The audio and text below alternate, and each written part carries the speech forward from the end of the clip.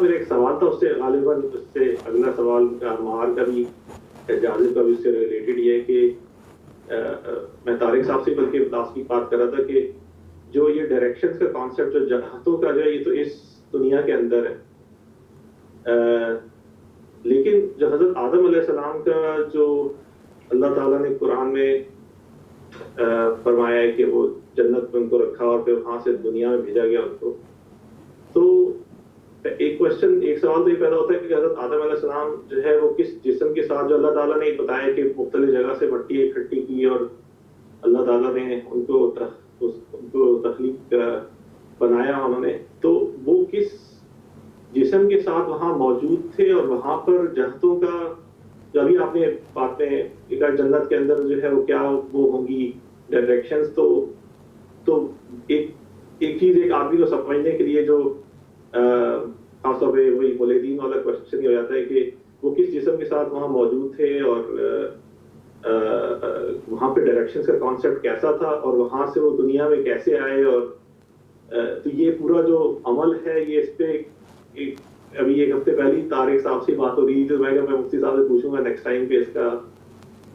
یہ جو ہے یہ چیز انسان کے ذہن میں کیسے آ سکتی ہے کہ انسان جو کہ اس دنیا کے لیے بنایا گیا وہ ایک دوسری دنیا میں کس جسم کے ساتھ تھا اور اس دنیا میں کیسے آیا۔ ہم اہل سنہ کا مسلک یہ ہے کہ جس جسم کے ساتھ اللہ نے کسی کو پیدا کیا ہے وہ اسی جسم کے ساتھ جنت میں واپس چلا جائے گا۔ اس کا گل سڑ جانا یہ وہ مسئلہ تھا جس پہ حضور صلی اللہ علیہ وسلم نے بھی اظہار خیال فرمایا تھا اور بتایا تھا کہ تم میں سے کوئی آدمی جتنا بھی گل سڑ جائے اور قبر کی مٹی چاہے اسے کتنا بھی ختم کر دے، اس کی ریڑھ کی ہڈی کا جو آخری مہرہ ہے وہ باقی رہتا ہے، یعنی اس کا ایک ذرہ بھی باقی رہے گا تو رہے گا۔ بالکل آپ اسی طرح سمجھ لیں کہ جیسے انسان جو پیدا ہوتے ہیں تو ڈاکٹرز نے کہا کہ انسان کو گھٹاتے چلے جاؤ، کم کرتے چلے جاؤ، تو یہ دنیا کی 4-5 ارب آبادی اتنی سی ایک شیشی میں آ سکتی۔ بالکل اسی طرح انسان جتنا بھی ختم ہوتا جائے، حدیث میں کہا گیا کہ جو کمر کی ہڈی ہے اس کا آخری جو مہرہ ہے اس کا ایک ذرہ بھی باقی رہے تو کائنات میں رہتا ہے، اور اللہ تعالیٰ اسے ہی بڑھا کر وہی انسان پیدا کر دے گا اور اسی جسم کے ساتھ ہوں گے۔ یہ بڑا معرکۃ الآراء مسئلہ رہا ہے فلاسفہ کے درمیان۔ تو اسی وجہ سے ابو علی سینا پہ یہ الزام لگایا گیا کہ وہ کہتے تھے ابو علی سینا کہ وہاں جسم کوئی اور ہوگا، یہ نہیں ہوگا۔ پھر اسی بنیاد پہ ان کی تکفیر بھی کی گئی۔ تو ابو علی سینا کے کفر پر جو 3 دلائل قائم کیے بڑے بڑے حضرات نے، حتیٰ کہ حضرت مجدد الفسانی رحمۃ اللہ علیہ نے، انور شاہ صاحب رحمۃ اللہ علیہ نے، تو ہم نے جب خود ابو علی سینا کی کتابوں کو پڑھنا شروع کیا تو معلوم ہوا کہ ابو علی سینا نے کہا کہ اس جسم کا قیامت میں اٹھایا جانا یہ عقلاً محال ہے، عقل اس بات کی تائید نہیں کرتی۔ یہ نہیں کہا کہ یہ نہیں ہوگا، انہوں نے انسانی عام عقول کی نفی کی ہے کہ عقل انسانی اس کی تائید میں کہاں سے دلائل لائے گی، یہ نہیں ہو سکتا۔ لیکن غالباً ان حضرات کے پیش نظر جو نسخہ تھا اس میں اس عبارت میں کوئی چیز بدلی ہوئی ہوگی، تو اس سے انہوں نے تکفیر کا فتویٰ دیا۔ سیدنا آدم علیہ السلام پیدا نہیں ہوئے، اللہ نے جو ان کی تخلیق کی ہے، تو دنیا کے مختلف مقامات سے مٹی کو جمع کر کے حضور صلی اللہ علیہ وسلم نے اس کی کئی چیزیں بیان کی۔ مثلا یہ کہ ان کا ڈھانچہ بنایا گیا، شیطان نے اسے دیکھا، پھر اس نے دیکھا قرآن کریم میں بھی آیا ہے کہ کھنکتی ہوئی مٹی سے پیدا کیے گئے، یعنی ڈھانچہ یا مٹی کی چیز کوئی وہ جب اس میں کھنک پیدا ہو جاتی ہے،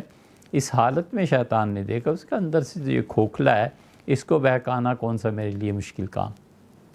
اس طرح کی چیزیں آئی ہیں، وہ اسی جسم مبارک کے ساتھ اس دنیا میں بھیجے گئے، اسی جسم کے ساتھ قیامت میں پھر جنت میں چلے جائیں گے، یا یہ کہ انہیں وفات کے بعد جنت میں بھیج دیا گیا ہو، یا یہ کہ ان کی روح برزخ میں ہو اور ان کا جسد مبارک اس زمین پہ کہی ہو۔ انبیاء علیہ السلام کے ساتھ بھی ایسے ہی ہوتا ہے۔ تو یہی جسم ہے، اس پہ سارے احکامات وارد ہوتے ہیں۔ پھر یہ بھی ہوتا ہے کہ اس جسم میں قوت پیدا کر دی جائے۔ رؤیت باری تعالیٰ کا مسئلہ، اس میں اہل سنہ نے ایک دلیل یہ بھی دی ہے۔ وہ کہتے ہیں کہ آنکھوں سے اشکال کیا ہے تمہیں؟ تم جو اللہ تعالیٰ کے دیکھنے کے قائل نہیں ہو کہ قیامت میں خدا کو دیکھا جائے،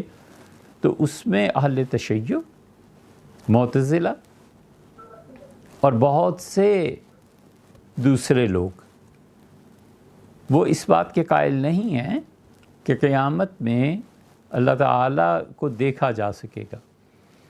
تو اہل سنہ نے اس کے جو جوابات دیے ہیں، ان میں سے ایک جواب یہ ہے کہ وہ کہتے ہیں اسی جسم انسانی میں قوت زیادہ کر دی جائے گی۔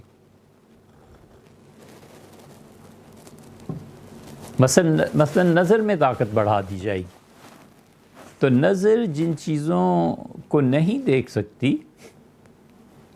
ان کا ادراک کرے گی۔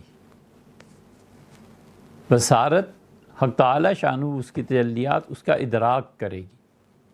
اور ایسے ہی کافروں کے ساتھ بھی ہوگا۔ مثلا ترمذی کی روایت میں آیا ہے کہ اس کو جہنم کا عذاب دیا جائے گا، اور اس کی تم دیکھو گے ایک داڑھ جو ہے یہ پہاڑ کے برابر ہو جائے گی۔ ایک داڑھ اگر اس کی پہاڑ کے برابر ہو جائے گی تو جسم اس پہ جو عذاب ہوگا اور سوجن ہوگی اس کی، تو ایک کافر آدمی پہاڑوں کے برابر بھی ہو جائے گا۔ تو یہ ساری چیزیں ایسے ہی ہیں، یہ سب اللہ کی قدرت سے تعلق رکھتی ہیں کہ اللہ تعالیٰ اس میں، لیکن بنیادی طور پہ انسان ایسے ہی ہوگا۔ اس کے قد میں لمبائی ہو جائے،